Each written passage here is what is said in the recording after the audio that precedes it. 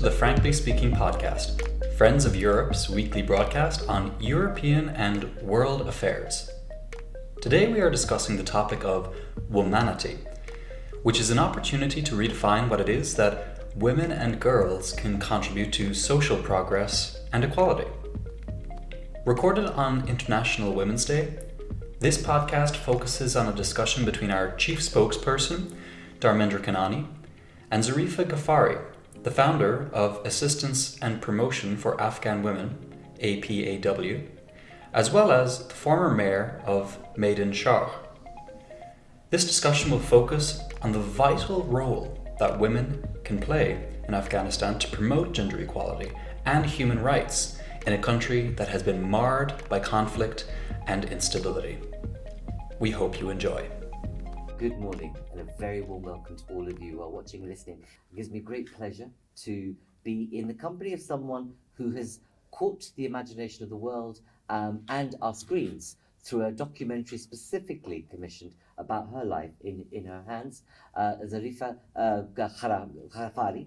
I'm sure I pronounced that name incorrectly, but I shouldn't, being an Indian. But it's a great pleasure to have Zarifa with me on this short Critical Thinking Live about her experiences. We get the opportunity to be able to ask questions about motivations and what International Women's Day means to her. Zarifa, it's very good to have you with us. It's not often you get the opportunity to meet someone who's been the eye of the storm of history, someone who has been in the front line of a time in which we have seen history change fundamentally, especially the outcomes of a nation that has for a long time been coveted, danced with, invaded in various ways, and ruled over for many, many decades. Zarifa, tell us, one of the things that stuck out for me in the documentary, the Netflix documentary, in her hands, you make a statement that says, I decided to enter the storm. What were you thinking when you said that? And did you understand what that meant for you and what that might mean for your life? Just let us understand what you meant by that. Thank you so much. It's definitely a pleasure being here and talking to you on this important topic. Actually, the thing is that I feel coming from a country like Afghanistan, living the life there and then rising up there, growing up there, knowing about all up and downs, knowing about your lives and differences around your own life, and then knowing about the history of your country, studying going to university, exploring more, not just for women rights, for humanity, but for historical changes around your country, for the decades and decades of war and then conflict. But beside that, knowing about that, how strong are not only women but men and children and everything of that country to still resist, to still exist. I feel like that knowledge, that education, that itself gives a power of still resist, a power to still commit, and then that's why I feel I say that word, that sentence, and I just not say that. I mean it, because it was not just a word for me, and it's still not just a word for me. I started working on social level since so younger age. I'm 28, and I have been working as a man. I have been working as a human rights activist, as a youth parliament member, having my organization, having dozens of my book, my documentary. I did my university masters and bachelor. I did my school, and all these years, I have been always on ground. So, being, I want to go through this storm. It's not just a sentence for me. I have been through this storm all the way, and I feel like there's a phrase in my language in Afghanistan. We say it I will pronounce it not word to word, but somehow sentence-wise and meaning-wise. It says that if you hag, if you, stay away of a danger of a, a storm or a dangerous thing to you, and, just count minutes that maybe it harm me, maybe it will affect me, or maybe it will definitely hurt me. So that feeling of, every time thinking about if it comes to me, if it happens to me, that will also, somehow hurts you. But if you just go direct to it and stand there and hag it and like face it, then that's like, if you could, if you succeed, then succeed. If you fail, then fail. But it will just happen in once, and, and will give you extra time to think again, to resist again. So I feel like for me, this is the same thing. I have to go through this storm if I want to change something. And I feel like it's not just for me, it's for everyone who wants to change things in the world. Thank you for sharing that, Zarifa. So much. Let's turn to why we're here today having this particular conversation on this day, which is International Women's Day. And that's why I wanted to open up with that comment first, that what I've noticed in that documentary when you said I wanted to enter the storm. Now let's talk about International Women's Day. We know what's happening to women and girls in Afghanistan. What's been happening for decades, in effect. We know it's, like many similar states, are very male-dominated. And many people will use religion as a rationale for the treatment of women, but you and I both know, and many people, hundreds of millions of people know, that there isn't a religion in the world that actually suggests that women should be treated in the way they are being treated today in Afghanistan.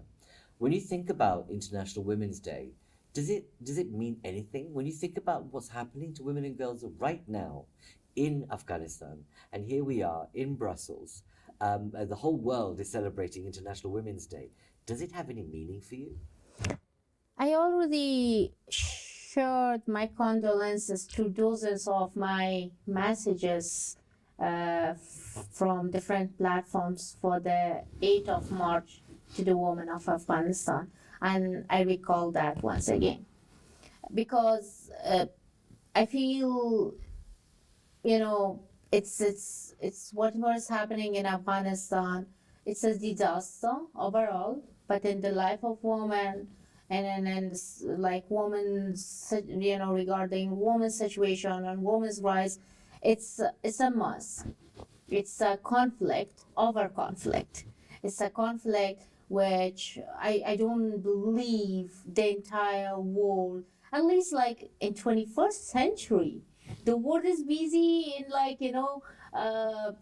thinking about how to live in Mars.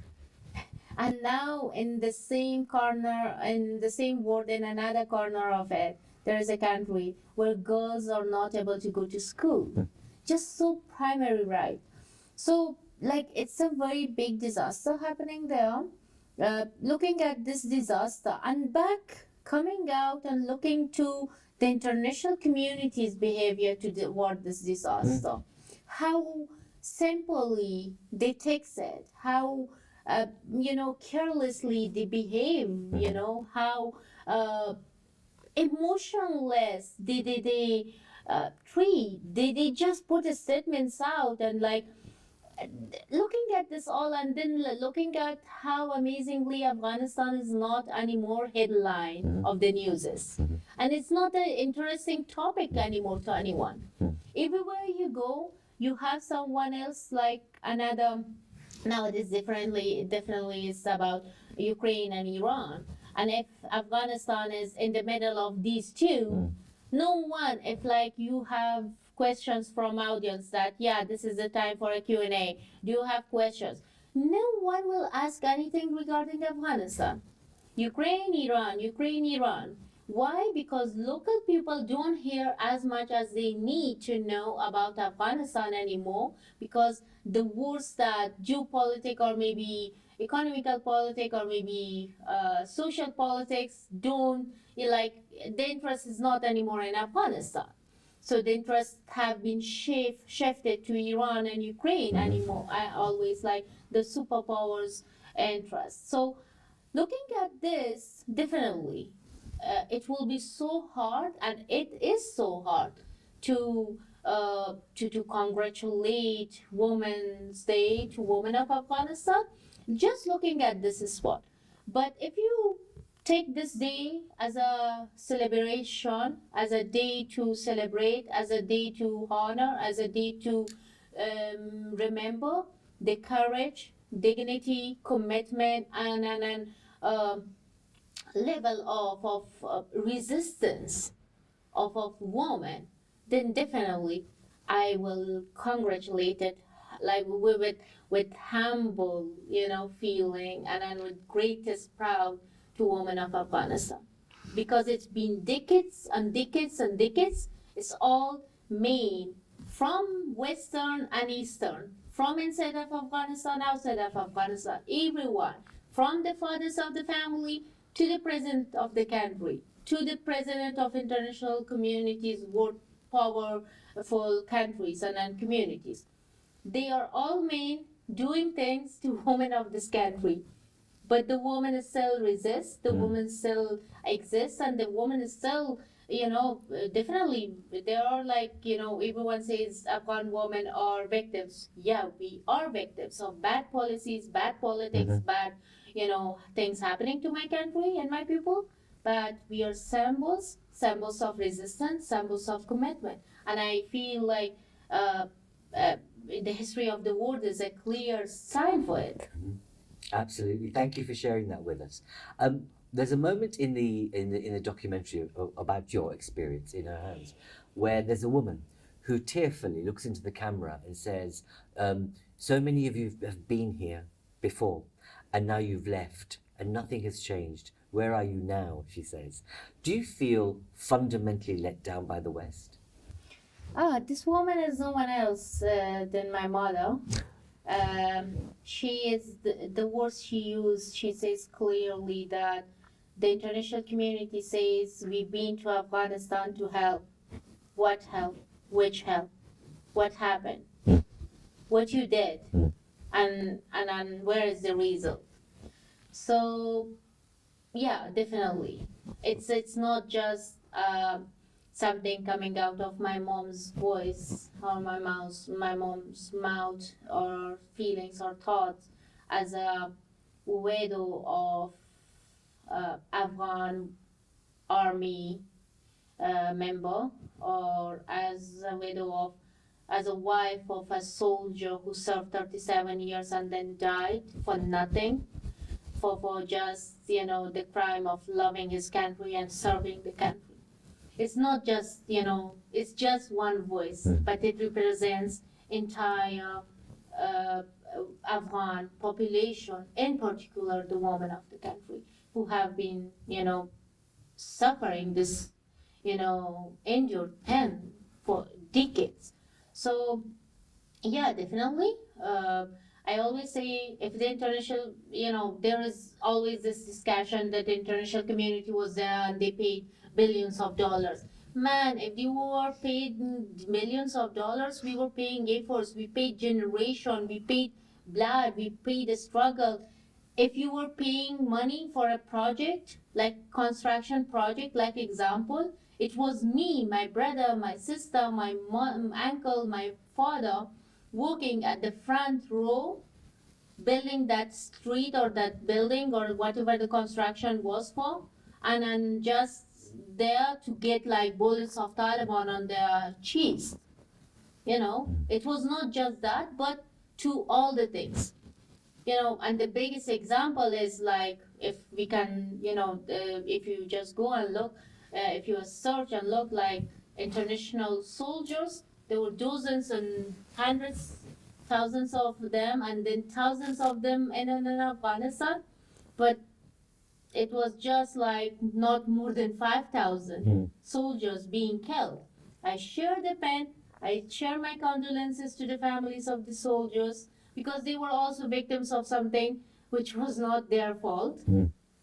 But it was just politics, and they have been played in it the way we. But if it was 5,000 entire 20 years, we just in defense ministry, we had more than 40,000 recorded soldiers died, raiders. Like man, and then the same way with the civilians, with all the things. So I feel like it's a it was the biggest mistake at the starting by playing or implementing the wrong policy in Afghanistan, bringing previous warlords back to power was the biggest mistake of international community. And if they are doing it once again now, it will be another disaster. It will be another mistake that the history will definitely remember it. Like nowadays, we are reading about the history of British Empire or Soviet Empire, and then we are talking about the mistakes and failure. The same will remain, and that way. But I'm sure this will remain more, perfectly with all the proofs and everything than the ones we have it from previous history. So yeah, definitely it's a big mistake from that starting the international community's involvement in Afghanistan, investing dozens of money like fun nothing, by the name of like there was dozens of money coming in by the name of support to women's rights. And if you were like, going to just investigate where this money is going to or where it goes, there was some organizations taking this money like for a project by the name of spreading awareness for women's rights.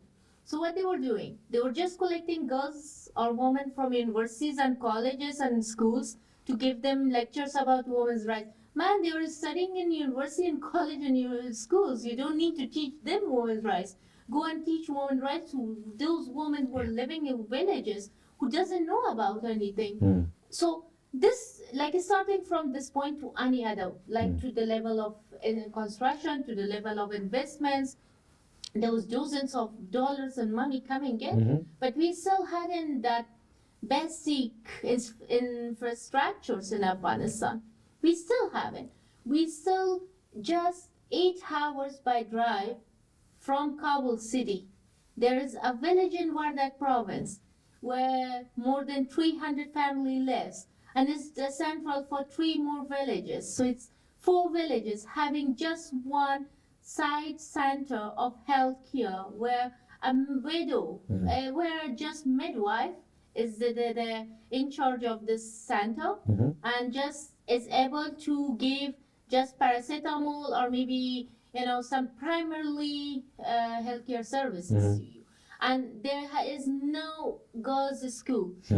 Maidan Shahr was the capital of the largest province, Wardak, and it was the gateway to another 8 provinces from central of the Kabul. And it's just so like 25 or 50 or minutes, like 35 minutes of drive from Kabul. But the entire, this capital had just one high school for girls, just one, with 8 or 7 classrooms. So this all from that time until like negotiation with Taliban. Like who the hell, I'm sorry for my language, but it's like who the hell they were to sign a deal with the killers who were like standing there in front of me and killing me, and then you're coming in and signing a deal and then like letting everything go. Why? So Yeah. from there to this, everything was a mistake. Everything. And I'm so happy my mom had this chance to say it.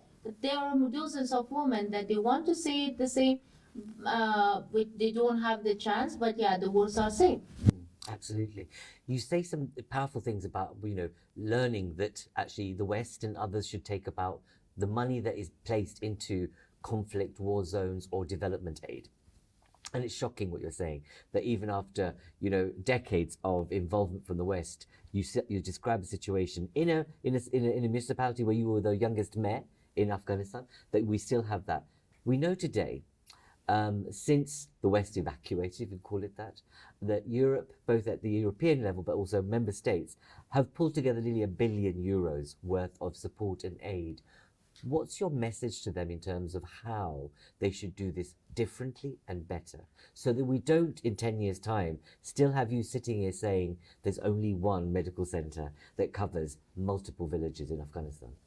Yep, when we talk about this masses and corruption and everything in Afghanistan, mostly people blames every, like put the blame every, like all the blame in the shoulder of government of Afghanistan and then the president and few more people.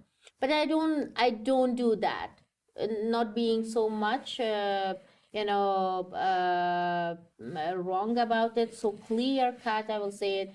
It was not it was the corruption was started from the day donor at the top level were say talking about any project. So the donors were the biggest corrupt guys at the front, and then these others were like back to back to the steps to last steps. So, and if we continue doing it the same way, I feel we will feel the same way. I think the best way, and I always suggest is the best way is to support people on the ground directly, and in particularly women. Because women are not Taliban, not Daesh, not Republic. They're just the women of that country. Indeed. They have been always part of the good things to that country, but not the conflicts of that country. So they have never been part of corruption in that country. Not 20 years ago, not now, and not in 30 or 40 years ago. So it was all, we need to invest on them. We needed to invest on young generation. We need to give them opportunity. We need them to give platform. And more importantly, why not why we are wasting money for online education? Well, it's good, it's perfect. But when you go to that basic infrastructures, it is something that you use dozens of money for something which will not last more than a month. Why not to build factories? Why not to give long-term projects? Why not to build in like something basic if we want to help women and people in Afghanistan and then entirely the Afghan community. So I feel like there are three things. The most definitely the education is the basic thing. We need to invest on education, but not education online. The education need to, because online education will more give this feeling to the ones who stop women from going to school, that yeah guys, continue doing this, it will benefit us as well, but the guys, they will do this thing. So I don't want that, because school have to be open, university have to be open, doesn't matter how many more platforms are there. So this is the basic thing. And then definitely we need to invest on job opportunities for women mostly. We need to invest on basic infrastructures inside Afghanistan. Afghanistan is the most wealthiest country. When you look at it, like entire world, Indeed. I feel. Yes. But still the poorest one. Why? Because we got no chance, and no one helped us to bring that gold of us out of the mines that we have. So I think that's the important thing. We need to invest on the right ways to directly involve with the specific active persons and organizations in Afghanistan. And if we are going to these circles and circles and circles, we are once again, and if it's like from $10, we will be just able to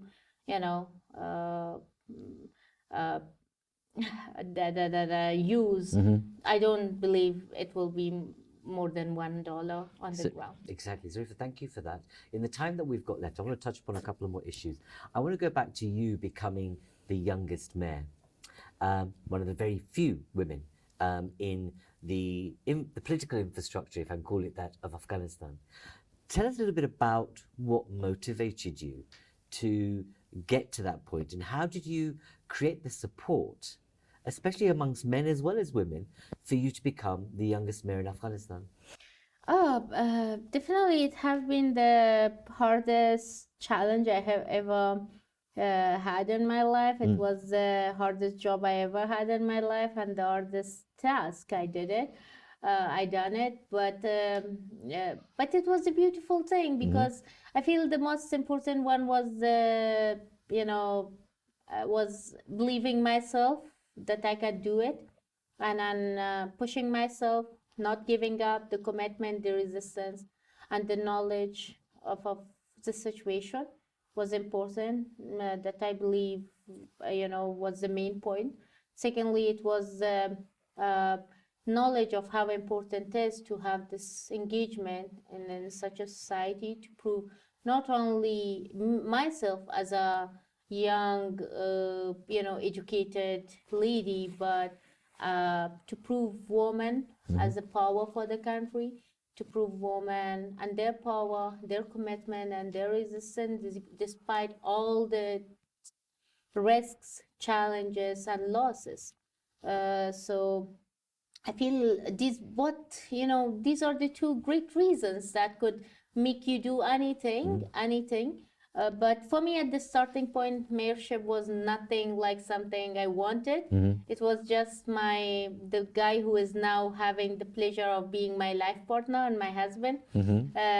He he asked me for just try it once. So I just went for just a try. So on this occasion, it was a man behind a woman rather than a woman behind the man. And he was like, just try. And then I was like, that time we just knew each other, and we would start the newly business partnership for my radio station. So then, after some time, I realized that there are activities happening around to break me down, and it's all men. And the words they were putting back, it was like, she is characterless, she is a young girl, she is foreign agent, she have been having dozens of boyfriends in India, and so mindless and illogical stuff. And then I realized, let's show them, they can't defeat me with these things. It's like old policy. Indeed. And not working with me. So then mayorship became like a passion and a goal, and I was like, yeah, if I'm working in government one day, this is the job I want. This is the position I want. So that's how it started. And despite all the losses and all the difficulties, it has been, and it will be the amazing time period of my life where I feel like if I am a complete Afghan young girl, it's because of the period I've been working as a mayor. We're living through a time, and often from our point of view, we've described, as Friends of Europe, described that this early part of the century should be a century about women, in the way that the last century and the Western war has been more dominated by men. We've seen women like you enter politics and positions of relative power, but we've also seen, just in these past 6 months, prime ministers or first ministers resigning, women who have felt that actually they need to leave politics because it's not for them, or they've got private reasons for leaving. But we're losing Jacinda Ardern from New Zealand. We've lost the First Minister in Scotland, for example, Nicola Sturgeon. Two very powerful leaders amongst many others. What's your message to women and girls out there in the world about the world of politics and why it's important or not? If we want to change not only things for ourselves, but for our next generation, we need to step out and take the route and take the lead position and run it ourselves. Doesn't matter. It starts from voting to be present on a top level of decision making. And it's only possible if we believe ourselves, if we don't give up, if we have the commitment, trust, and that love and patience to the thing, to the issues, and to the matters we believe on. So my message is so clear to every woman out there. Trust yourself, guys. Be the real ones, whoever you are. Accept yourself with all failures and all achievements. You are the best, always, always, and always. You are the one who can change. You are the one who can make change, who can bring change, who can change the changes the way that the world needs it. A woman is not just a woman, a mom, a sister, a daughter, a friend, a wife. You are one, but in dozen of personalities that you carry with yourself. So you can change things more better than a man who's just a man, mostly. Well done, Zarif. Thank you very much on that note. There's one final question, because people would say you should end on that note. And that was brilliant, and it was important that you said that. Those messages of self-esteem and self-belief are absolutely important for everybody, but in particular women. You've spoken about how the spotlight moves on. You know, we've seen conflicts move on. One of our messages around the Ukraine war is don't let it become a norm, that do not normalize the Ukraine war, because if we do, we'll have another conflict that will just go to the side. My question to you is, what's your message to politicians, journalists, women politicians, women journalists out there in the media, internationally, the ambassadors that are women, that are in the world at the moment, who are in and around Afghanistan? What's your message to them? My message to all the politicians, to everyone involved in Afghanistan, to decision makers, to policymakers, and to the ones who are sitting at the top to decide for the next future. Please don't seek difference in the color of blood of Afghan citizens and other human beings all around the world. We are same human beings. We hurt as much as you hurt. The Ukraine war is so clear example.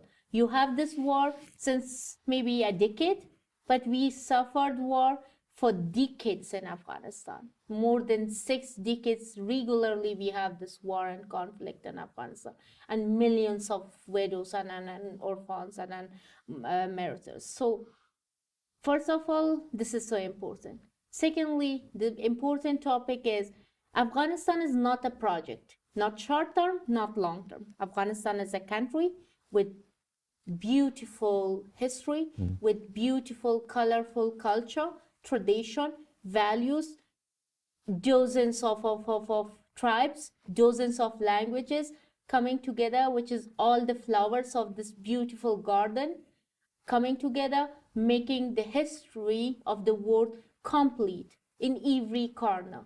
The piece of the world complete in every corner and from the every corner. So I feel Afghanistan need to be treated as an equal member of this world community. And the politician, everyone, it's not a place where you guys could just, use it to experiment, like to just do your power experiments there. It's not a place where you guys could just use it when you need, when your power need, when you seek your benefit in. It's a country. The people of that country are humans. And the last thing I believe is important.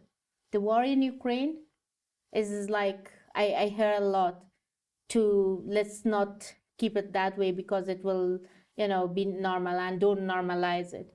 Guys, you normalize it in Afghanistan since decades. How you can ask now that don't normalize it? You did it.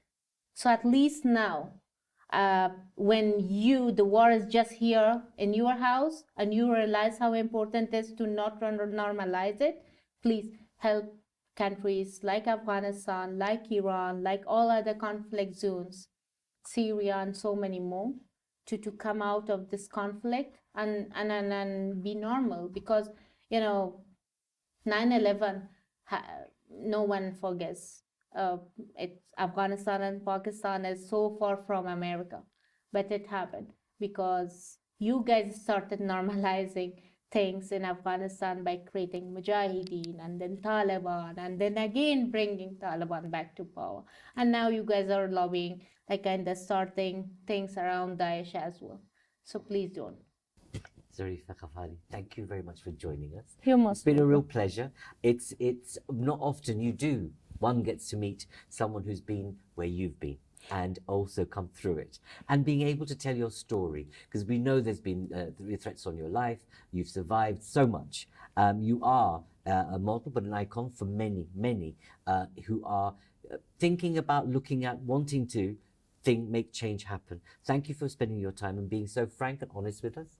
It's been a real pleasure, and I just hope, we wish you well, and I just hope, as you say, let us all remember what the stakes are and what the lesson is for humanity for doing what we do to normalize things that happen in places like Afghanistan, Ukraine, Syria, and elsewhere. But thank you for sharing the message about women. Thank you so much as well. Thank you for having me. It's been a great pleasure talking to you, and definitely speaking from the deep of my heart about so many important topics. Thank you very much. You're most welcome. Colleagues, thank you for watching and listening. This was a special #Womanity branding for our International Women's Day events, as well as articles and other things on our website. So please do visit our website for more information on what we're saying. We've brought the voices of many women to our website, and as we have today with Zarifa, to talk about the meaning of International Women's Day. Thank you. Take care, mind your distance, and thank you, Zarifa, for being with us. You're most welcome. Thank you. That's it for this Frankly Speaking podcast. Consider subscribing to our newsletter or joining us on Twitter, Instagram, Facebook, and LinkedIn. And don't forget to tune in again, this time next week.